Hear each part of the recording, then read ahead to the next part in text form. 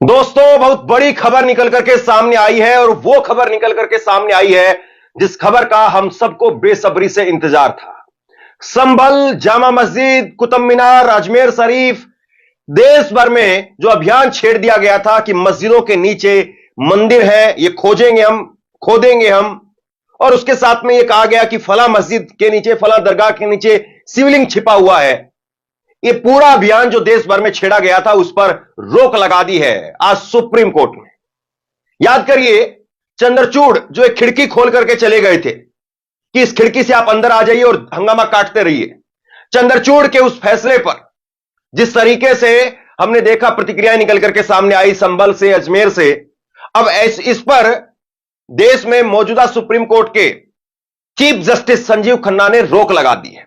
क्या कहा है उन्होंने आपकी स्क्रीन पर। सुप्रीम कोर्ट बोला, मंदिर मस्जिद विवादों पर आदेश न सुनाए अदालतें, मस्जिद दरगाहों के सर्वे का आदेश भी न दे, केंद्र से 4 हफ्ते में जवाब तलब की। जब तक हम सुनवाई कर रहे हैं नए मामले दर्ज नहीं किए जाएंगे, प्लेसेस ऑफ वर्शिप एक्ट पर सुप्रीम कोर्ट ने कहा। अब जरा आसान भाषा में समझिए क्या कहा गया है। सुप्रीम कोर्ट ने 2 टूक कहा है कि आप नया कोई भी केस दर्ज नहीं करेंगे। मतलब अगर कोई किसी मस्जिद को लेकर के विवाद के लिए जाता है कोर्ट के अंदर, तो कोर्ट ये कहती है हम किसी को आने के लिए मना नहीं कर रहे हैं। ठीक है, आपको थाने में आना है, मान लो रिपोर्ट लिखवानी है, आइए आप, लेकिन रिपोर्ट नहीं लिखी जाएगी। मतलब आसान भाषा में समझा रहा हूं। कोर्ट ने कहा है कि अगर कोई याचिका लेकर के आता है तो ठीक है, लेकिन उस पर हम डेट नहीं देंगे, उस पर हम सुनवाई नहीं करेंगे, उस पर हम कोई आदेश नहीं देंगे। क्यों? यह सारा काम निचली अदालतों के लिए कहा गया है। जो संभल के अंदर जज ने फैसला दे दिया, तुरंत 2 घंटे के अंदर याचिका स्वीकार हो गई, 2 घंटे में बहस हो गई, 2 घंटे में ऑर्डर हो गया, 2 घंटे में सर्वे हो गया। वो जो खेल था निचली अदालतों के जरिए चल रहा था, और जिस पर रामगोपाल यादव ने कहा, समाजवादी पार्टी के नेता रामगोपाल यादव ने, कि छोटे छोटे जज देश में आग लगा देंगे।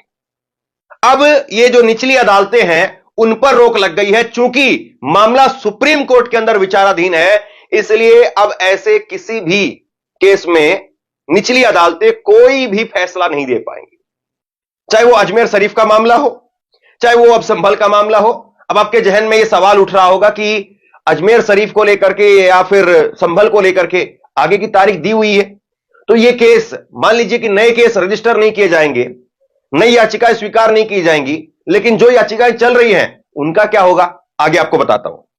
सीजीआई ने कहा कि जब तक हम इस मामले पर सुनवाई कर रहे हैं तब तक देश में धार्मिक स्थलों को लेकर के कोई नया मामला दाखिल नहीं किया जाएगा। जो केस पेंडिंग है, कोर्ट फाइनल ऑर्डर नहीं देंगे।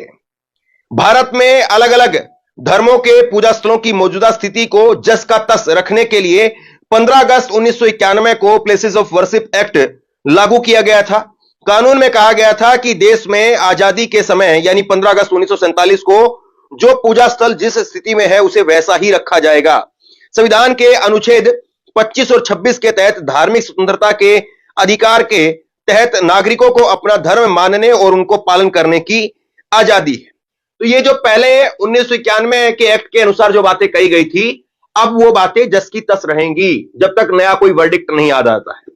और जो बात आपका सवाल था या आपका सवाल हो सकता है कि संभल में क्या होगा, अजमेर में क्या होगा, वहां पर तो पहले से केस डला हुआ है, तारीखें हैं, तो उसमें भी कह दिया है कि आपके पास में अगर कुछ आ गया है, मतलब आपके पास में कोई रिपोर्ट आई है, कोई सबूत आए हैं, कोई तथ्य आए हैं, कुछ भी आया है, आप उसको अपने पास रखिए। ना तो आप उसको लीक करेंगे और ना ही आप उस पर कोई नया ऑर्डर देंगे।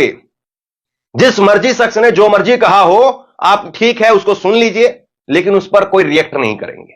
यह मामला विचाराधीन है, तो अब इस पर निचली अदालतें जब तक सुप्रीम कोर्ट कोई फैसला ना दे दे तब तक आप कुछ नहीं कहेंगे। और मोदी सरकार से कहा है कि 4 हफ्ते के अंदर 4 हफ्ते के अंदर आप अपना जवाब तलब करें। यानी मोदी सरकार इस पर क्या चाहती है, केंद्र सरकार जो है वो इस पर क्या चाहती है। क्योंकि देखिए, केंद्र सरकार के पास में भी शक्तियां हैं कि वो अपनी जो है वो यहां पर मंशा जाहिर करे और वो इस मामले को लेकर के क्या सोचती है वो बताए। तो केंद्र सरकार को बताना पड़ेगा। अब यहां पर मोदी सरकार जो है फंस गई है। अब अगर वो ये कहे, जो बीजेपी के जो समर्थक कह रहे थे कि नहीं भाई खुदाई शुरू करो, खुदाई शुरू करके शिवलिंग निकालो, अगर उस तरफ जाती है तो सुप्रीम कोर्ट की फटकार लगेगी कि आप क्या करवाना चाहते हैं देश के अंदर। और अगर उस तरफ नहीं जाते हैं तो फिर वो भक्त नाराज हो जाएंगे कि मोदी जी के बस की बात अब कुछ नहीं रही। यानी एक तरीके से मोदी सरकार भी फंस गई है। हालांकि सरकार की अगर मंशा ठीक रही तो वकील जवाब बना देंगे, बीच की पतली गली निकाल देंगे और आप उससे निकल जाना। लेकिन अगर सरकार की मंशा ही कुछ और है तब फिर बात जो है वो दूसरी होगी। लेकिन कम से कम राहत की बात यह है कि सुप्रीम कोर्ट ने अभी जो फैसला सुनाया है, इससे देश भर में जो एक माहौल बिगाड़ने की या यूं कहें कि दंगा भड़काने की जो एक नई तैयारी, एक नई क्रोनोलॉजी दिख रही थी, उस पर कम से कम रोक लगा दी है। कुछ प्रतिक्रियाएं निकल करके सामने आई, वो मैं आपको दिखा देता हूं। प्रशांत टंडन, पत्रकार प्रशांत टंडन, वो कहते हैं कि डीवाई चंद्रचूड़ द्वारा ज्ञानव्यापी मस्जिद के सर्वे को इजाजत देने और 1991 के पूजा स्थलों के कानूनी बेतुकी व्याख्या ने इस कानून को मजाक बना दिया था। कोई भी जिला जज या मजिस्ट्रेट कुछ भी फैसले दे रहे थे और देश में बिना वजह सांप्रदायिक तनाव पैदा हो रहा था। सुप्रीम कोर्ट ने जो रोक लगाई है वो स्थायी फैसले में तब्दील हो तो बेहतर होगा। धार्मिक स्थलों की खुदाई शुरू होगी तो सिलसिला रुकेगा ही नहीं, स्वागत योग्य फैसला है। मतलब कि अभी जो रोक लगाई गई है, 4 हफ्ते बाद में इस रोक को परमानेंट कर दिया जाए तो बेहतर होगा। वरना अगर ये खुदाई एक बार शुरू हो गई तो फिर एक बार यहां होगी, फिर वहां होगी, फिर वहां होगी, फिर ये पक्ष करेगा, फिर वो पक्ष करेगा और फिर उसके बाद में बुड़ुम बुड़ुम बुड़ुम हमें यही सुनाई देगा। ये यहां पर कह रहे हैं वरिष्ठ पत्रकार मुकेश कुमार कह रहे हैं, सुप्रीम कोर्ट को शाबाशी दी जानी चाहिए कि उसने अंतरिम आदेश जारी करके धर्मस्थलों से जुड़े नए मामले स्वीकार करने पर रोक लगा दी है।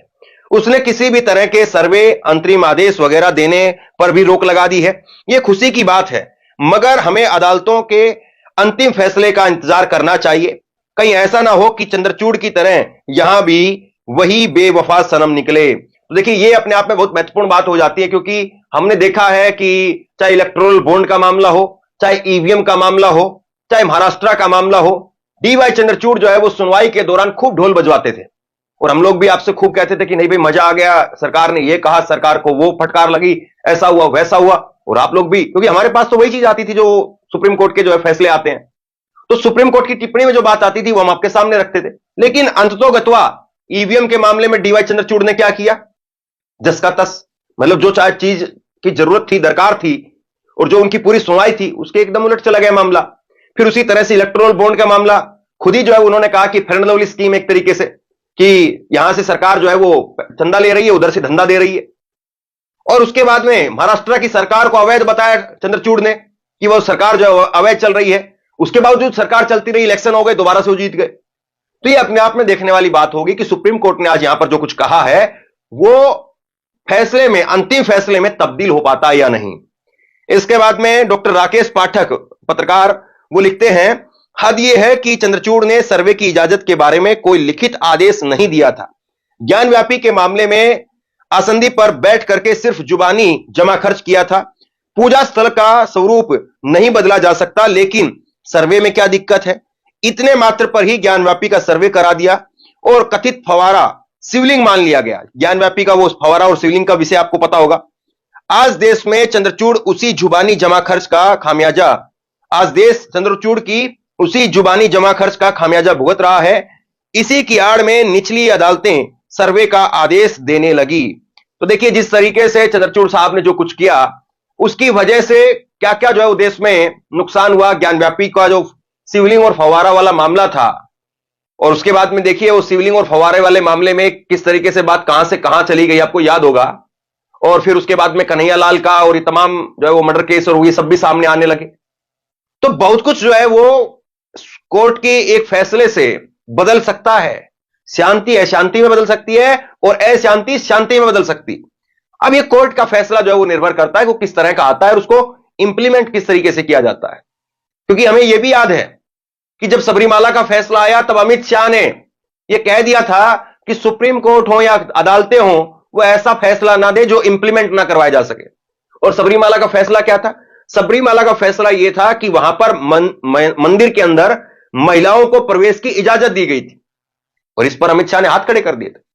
तो बड़ी बात तो पहले तो यह है कि अदालत कम से कम इस बात को ध्यान रखें, क्योंकि जब राम मंदिर का फैसला सुनाया गया तो बहुत सारे लोगों ने कहा कि टेक्निकली यह सही नहीं है, मतलब जो सबूत थे अदालत के सामने उस हिसाब से जो है वो मामला सही नहीं है। लेकिन चलिए, कम से कम सौहार्द बनाए रखने के लिए, भाईचारा बनाए रखने के लिए, नया दंगा फसाद ना खड़ा हो, या फिर जो विवाद सालों से चला आ रहा है उसका निपटारा करने के लिए अगर एक जगह पर कुछ होता है तो उसको मिट्टी डाल दीजिए। बहुत सारे लोगों ने तर्क दिया, हालांकि वो चीज वहां रुकी नहीं। मोहन भागवत और तमाम लोग ये भी कहते रहे कि भाई ठीक है, अब हम यहीं पर दावा कर रहे हैं, इसके बाद में और कहीं नहीं करेंगे। मोहन भागवत का तो एक अब भी वीडियो वायरल हुआ था कि जगह जगह जो है वो मस्जिदों के नीचे शिवलिंग खोजना ये उचित बात नहीं है। लेकिन ये सब जानते हैं, जब जानते हैं कि कहने की बात, करने की बात, कथनी और करनी, इसमें कितना अंतर होता है। तो पहली बात तो यही है कि अदालत इस बात को भली भांति देखे, इस बात पर विचार करे। हालांकि अदालतें विचार करती हैं तभी फैसले आते हैं, ऐसा नहीं है कि कोई भी जज मुंह उठा करके कुछ भी बात कह देता है। लेकिन फिर भी कम से कम अदालत जो है वो इस बात पर भली भांति देखे, विचार करे कि उनके फैसले से क्या जो है वो समाज के अंदर मैसेज जा रहा है और इसके दूरगामी परिणाम क्या होंगे, इसके जो एंड रिजल्ट निकल करके आएगा वो क्या निकल करके आएगा और उससे क्या हो सकता है। तो ये सारी चीजें जो है वो गहराई से देखी परखी जरूर जानी चाहिए और उसी के बाद में जो है फैसला होना चाहिए। तो बहरहाल सुप्रीम कोर्ट ने जो यहां पर बात कही है निश्चित तौर पर एक बेहद स्वागत योग्य कदम है, लेकिन फिर इसी राइडर के साथ में कि ये फैसला अंतिम फैसले में भी बदले, तब जाकर के जो है वो भारत खोजो अभियान, भारत खोदो अभियान, मंदिर खोजो अभियान, जिस तरीके जो भी कह लीजिए आप, जो चलाया गया था उस पर रोक तब लग पाएगी। फौरी तौर पर आज के इस फैसले का मुझे लगता है कि स्वागत किया जाना चाहिए।